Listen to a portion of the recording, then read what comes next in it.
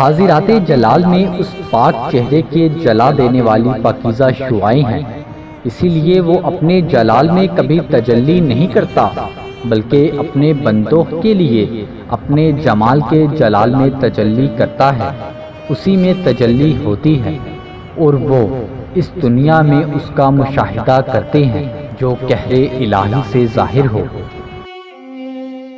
اگر صرف عقل سے دیکھا جائے تو حق تعالیٰ جیسی کوئی چیز نہیں، یوں عقل صرف خود سے یہ ثابت نہیں کر سکتی کہ وہ کیسے سننے والا دیکھنے والا ہے، کیونکہ اس طرح تو دیکھنے اور سننے میں وہ مخلوق جیسا ہوگا۔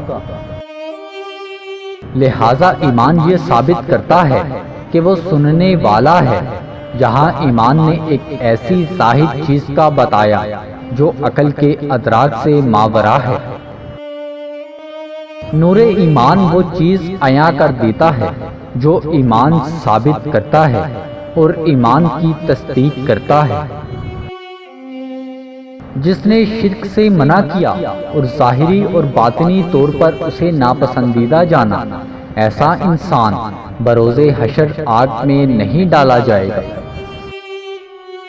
کیا تو نے مشرک کی جانب سے اللہ تعالیٰ کے لیے وضع کیے گئے شریک پر غور نہیں کیا؟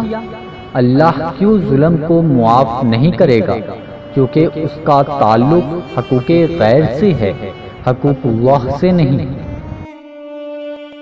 جان لے کہ ان جمال کے جلال کی تجلی پر دل میں پیدا ہونے والی کیفیت کو کہتے ہیں۔ رزق کے دو دروازے ایسے ہیں جو بغیر کوشش کے کھل جاتے ہیں، ایک کی شرط سنت اور دوسرے کی شرط آسمان سے ہے۔ رزق بولنے کا سبب ہے، انسان رزق کی وجہ سے بولتا ہے، نہ کہ بولنے کی وجہ سے رزق میں اضافہ ہوتا ہے۔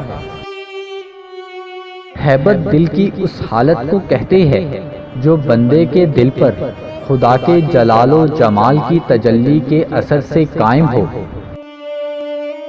اللہ کے غضب سے اللہ کی رضا کی آڑ لو، سزا دینے والے اللہ سے، معاف کرنے والے اللہ کی پناہ لو، جسے اسماء کے حقوق دیے گئے، اسے تمام علوم کی چابیاں دی گئی۔